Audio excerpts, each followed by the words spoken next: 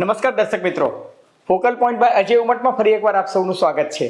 One nation one ઇલેક્શનનું વિધેયક મોદી સરકારે લોકસભામાં લાવી ખરી, પરંતુ વડાપ્રધાન નરેન્દ્ર મોદીએ અગાઉ જે પ્રકારની ખાતરી આપી હતી એ પ્રમાણે હવે એને જોઈન્ટ પાર્લામેન્ટરી કમિટીને સોંપી દેવામાં આવી છે અને 21 સભ્યોની જોઈન્ટ પાર્લામેન્ટરી કમિટી જે રીતે રચાઈ છે. અને બીજું કે મંગળવારે જ્યારે આ વિધેયક લોકસભામાં રજૂ કરાયું ત્યારે ભારતીય જનતા પાર્ટીના જ 20 સંસદ સભ્યો ગેરહાજર રહ્યા હતા.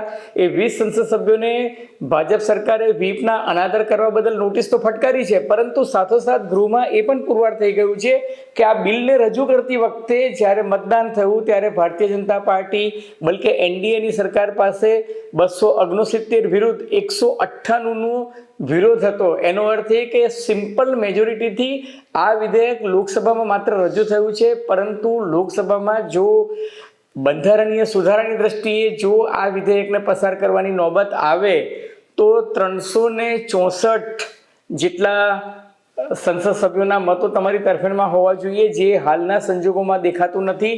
એ જોતાં સરકારે ડાપણ કરીને આ વિધેયકને જેપીસીને સોંપી દીધું છે અને નિકટના ભવિષ્યમાં તો આ વિધેયક પસાર થાય એવી સંભાવના દેખાતી જ નથી. પરંતુ જો થાય તો પણ 2034 પહેલાં એનું અમલીકરણની કોઈ જ સંભાવના નથી અને કાલ તો કોને દીઠી છે. ટૂંકમાં આ તમામ મુદ્દાઓની ચર્ચા આજે આપણે કરીશું ફોકલ પોઈન્ટ બાય અજય ઉમટમાં. પરંતુ એ પહેલાં મારી આપ સૌને નમ્ર વિનંતી છે કે ફોકલ પોઈન્ટ બાય અજય ઉમટનો આ એપિસોડ જો તમને ગમે તો મહેરબાની કરીને એને લાઇક કરજો, શેર કરજો, સબસ્ક્રાઈબ કરજો અને હા, વિનામૂલ્યે નોટિફિકેશન મળતા રહે અને ચેનલનું સબસ્ક્રિપ્શન મળે એના માટે નોટિફિકેશન માટેનું બેલ આઇકોન દબાવવાનું ભૂલતા નહીં. ધન્યવાદ, ખૂબ ખૂબ આભાર.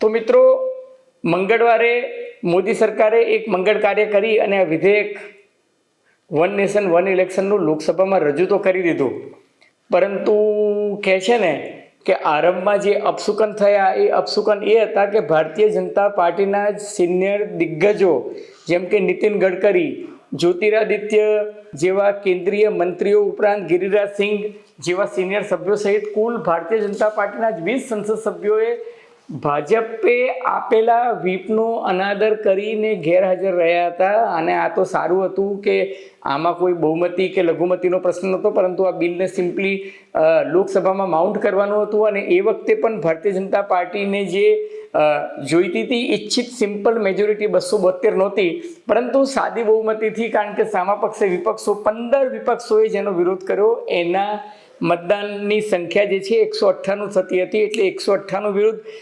269થી આ વિધેયક લોકસભામાં રજૂ ચોક્કસ થઈ ગયું. પરંતુ ગઈકાલે બડાબડના પારખા પણ થઈ ગયા અને એમાં સ્પષ્ટપણે દેખાય છે કે આ ભારતીય બંધારણની દ્રષ્ટિએ જોવા જઈએ તો 129મો બંધારણીય સુધારો છે. અને જો બંધારણીય સુધારો તમારે કરવો હોય, ખાસ કરીને પીપલ્સ રિપ્રેઝન્ટેશન એક્ટ સહિત બીજા બધા જે લગભગ 5 જેટલા બંધારણીય સુધારાઓ છે અને 18 જેટલા બીજા નિયમો અને પેટા નિયમો સુધારવાના છે, એના માટે તમારે લોકસભામાં અને રાજ્યસભામાં બંને જગ્યાએ 2/3 બહુમતી જોઈએ. બંને ગૃહમાં ભારતીય જનતા પાર્ટી એટલે કે એનડીએ સરકાર પાસે 2/3 બહુમતી નથી જ નથી, આજની તારીખે પણ નથી ને આગામી 1 વર્ષમાં આવે એવી રીતના કોઈ આસમાની સુલતાની થાય તો અલગ વાત છે, બાકી થવાની કોઈ સંભાવના પણ નથી. અને માની લો કે ભારતીય જનતા પાર્ટી કોઈ રીતે બીજા સાથી પક્ષોને, પ્રાદેશિક પક્ષોને સમજાવીને, પટાવીને, મનાવીને અને જો આ વિધેયક પસાર કરાવી દે તો પણ વન નેશન વન ઇલેક્શનનું જે પેલું રિસેટનું બટન દબાવવાની જે વાત ચાલે છે કે ભાઈ પછી બધી જ લોકસભા અને વિધાનસભાની ચૂંટણીઓ એક સાથે થાય તો ભેંસ ભાગોળે અને છાસ છાગોળે જેવી આ વાત છે. કારણ કે 2034 પહેલાં આ કાયદાનું અમલીકરણ થાય એવી કોઈ સંભાવના દેખાતી નથી. એનું કારણ એ છે કે જો સરકાર આ વિધેયક આ ગૃહમાં 2029 પહેલાં પસાર કરી દે તો પણ અલબત્ત અત્યારે મામલો જે છે એ જોઈન્ટ પાર્લામેન્ટરી કમિટી પાસે ગયો છે. જોઈન્ટ પાર્લામેન્ટરી કમિટી પોતાનો રિપોર્ટ આપશે, પછી લોકસભામાં પસાર થશે. જો થઈ જાય તો 2/3 બહુમતી નથી, રાજ્યસભામાં પસાર થઈ જાય 2/3 બહુમતી નથી, છતાં પણ જો થઈ જાય તો પણ 50% રાજ્યોમાં વિધાનસભામાં એનું રેટિફિકેશન કરાવવું પડશે અને રેટિફિકેશન થાય પછી રાષ્ટ્રપતિ એના પર મંજૂરીની મોહર મારશે. પરંતુ એમાં એક બીજો પેચ ફસાયેલો છે, કારણ કે આમાં બેસિક સ્ટ્રક્ચર જે છે, બંધારણની જે મૂળભૂત વિભાવના જે છે એનો ભંગ થતો હોવાનો કોંગ્રેસ પાર્ટી સહિત તૃણમૂલ કોંગ્રેસ અને બીજા બધા પક્ષના નેતાઓ જે રીતના પ્રારંભમાં ચર્ચા કરી રહ્યા છે, એ જોતાં એવું લાગે છે કે આ મામલો જે છે સુપ્રીમ કોર્ટમાં પણ એને ચેલેન્જ થઈ શકે.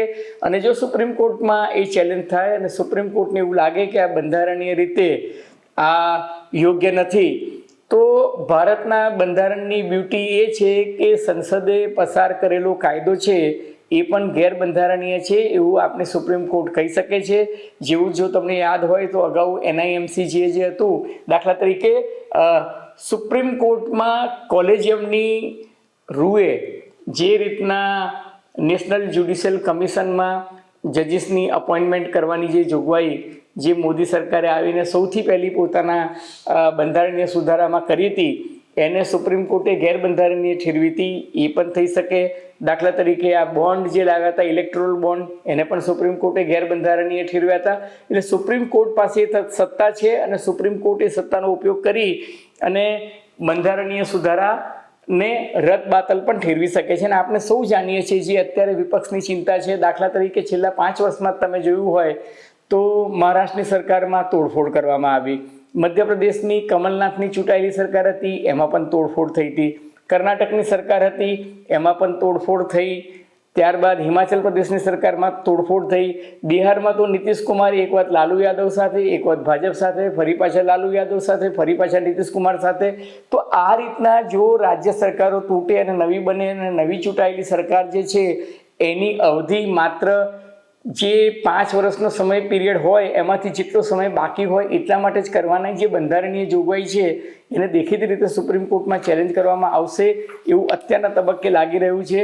ટૂંકમાં વાતનો સાર એ છે કે આપણે ધારીએ છીએ એટલું સહેલું નથી. બીજું કે કેટલા બધા અવરોધો છે. માની લો કે આ સરકાર જે છે, હાલની મોદી સરકારની મર્યાદા જે છે 2029 સુધી છે. 2029માં નવી ચૂંટાયેલી સરકાર આવે અને આ સરકારે, હાલની મોદી સરકારે સુધારેલા તમામ કાયદાઓ 2029ની જે નવી લોકસભા સરકાર ચૂંટાય અને એનું જે પેલી લોકસભાનું પ્રથમ સત્ર હોય એમાં રાષ્ટ્રપતિનું જે અભિભાષણ હોય એ અભિભાષણમાં જાહેરાત થશે કે આ કાયદાનું અમલીકરણ ક્યારે થશે. હવે સૌથી મહત્ત્વની વાત એ છે કે 2029ની જ્યારે સરકાર ચૂંટાઈ હોય ત્યારે એની સમય મર્યાદા 5 વર્ષની તો હશે જ હશે. એનો અર્થ એ કે 2034 પહેલાં તો આ કાયદો અમલમાં આવવાનો જ નથી. આપણે બધાએ જોયું છે કે મોદી સરકારે મહિલાઓને 33% મહિલા અનામત આપવાની વાત થઈ છે, પરંતુ આ દેશમાં જે 2021માં વસ્તી ગણતરી થવી જોઈતી હતી એ વસ્તી ગણતરી થઈ નથી. વસ્તી ગણતરી 2025માં પતશે કે નહીં એ અંગે પણ સવાલ છે. આ વસ્તી ગણતરી જ્ઞાતિ આધારિત થશે કે કેમ એ અંગે પણ સવાલો ઉપસ્થિત થયા છે. પછી એ વસ્તી ગણતરી થશે, એ વસ્તી ગણતરીના આધારે નવું સીમાંકન આવશે તો એ નવા સીમાંકનના આધારે નવેસરથી લોકસભા અને વિધાનસભાની રચના પણ થશે. નવેસરથી લોકસભાની બેઠકોની સંખ્યા વધશે, વિધાનસભાની બેઠકોની સંખ્યા વધશે, નવી મતદાતા યાદી થશે અને એ નવી મતદાતા યાદીને આધારે 2029 લોકસભાની ચૂંટણી થશે. કેટલાક રાજ્યોમાં લોકસભાની બેઠકોની સંખ્યા વધશે, કેટલાક રાજ્યોમાં લોકસભાની બેઠકોની સંખ્યા ઘટી પણ શકે, યથાવત પણ રહે, ઓછી વધે, વધારે થાય, કારણ કે વસ્તી વધારો જે છે એના આધારે એના સમપ્રમાણમાં લોકસભાની બેઠકો થવાની છે. અને બીજું કે જે રામનાથ કોવિંદ સાહેબની જે પેનલ છે, જે આપણા પૂર્વ રાષ્ટ્રપતિ છે, જેને વન નેશન વન ઇલેક્શનની ભલામણ કરી છે, એમાં તો એવું પણ કહેવામાં આવ્યું છે કે લોકસભા અને વિધાનસભાની ચૂંટણીઓ તો થાય પણ એના 100 દિવસની અંદર જિલ્લા પંચાયત, તાલુકા પંચાયત, નગરપાલિકાઓ, મહાનગરપાલિકાઓની પણ ચૂંટણી કરવી જોઈએ. એટલે વન ઇલેક્ટોરેટ લિસ્ટ એટલે એક મતદાર યાદી જે કરવાનું આવે એમાં પંચાયતથી માંડીને ઠીક પાર્લામેન્ટ સુધીનું આ કામ એટલું સહેલું નથી. અને મેં તમને કહ્યું કે આ બધું જ થાય તો પણ છેલ્લે મામલો સુપ્રીમ કોર્ટમાં લટકેલો તો રહેશે જ. હાલના સંજોગોમાં એક વાતનું જે ડેવલપમેન્ટ આજની તારીખે થયું છે એ થયું છે કે મોદી સરકારે જેપીસીની જે જાહેરાત કરી છે એમાં ભારતીય જનતા પાર્ટીએ પોતાના ચેરમેન તરીકે પીપી ચૌધરીને મૂક્યા છે. એની સાથોસાથ અનુરાગ ઠાકુર, પુરુષોત્તમ રૂપાલા સહિત ભારતીય જનતા પાર્ટીના 10 સભ્યો લીધા છે. કોંગ્રેસ પાર્ટીમાંથી પ્રિયંકા ગાંધી સહિત 3 સભ્યો લીધા છે. અને ત્યારબાદ તૃણમૂલ કોંગ્રેસમાં જોઈએ તો કલ્યાણ બેનર્જીને લીધા છે. તો શિવસેના, શરદ પવારની એનસીપી, ડીએમકે, ટીડીપી, રાષ્ટ્રીય લોકદળ અને જનસેના આ તમામ પક્ષોના એક સંસદ સભ્યને પ્રતિનિધિત્વ આપીને કુલ 21 સંસદ સભ્યોને આ જોઈન્ટ પાર્લામેન્ટરી કમિટીમાં લીધા છે. પરંતુ 129મો બંધારણીય સુધારો સૌ જેટલું માને છે એટલો ઝડપથી પસાર થાય અને અમલી થાય એમાં તો કાલ કોણે દીઠી છે. તો મિત્રો, ફોકલ પોઈન્ટ બાય અજય ઉમટનો આ એપિસોડ જો તમને ગમ્યો હોય તો મહેરબાની કરીને આપ એને લાઇક કરજો, શેર કરજો, સબસ્ક્રાઈબ કરજો. અને આ જે રચના છે એ કેટલી વ્યવહારુ છે, એ ખરેખર અમલીકરણ થશે તો ફાયદો થશે કે નહીં થાય, આપ પોતે શું માનો છો? આપના સૂચનો, ટીકા ટિપ્પણીઓ અમને ગમશે. ધન્યવાદ, ખૂબ ખૂબ આભાર.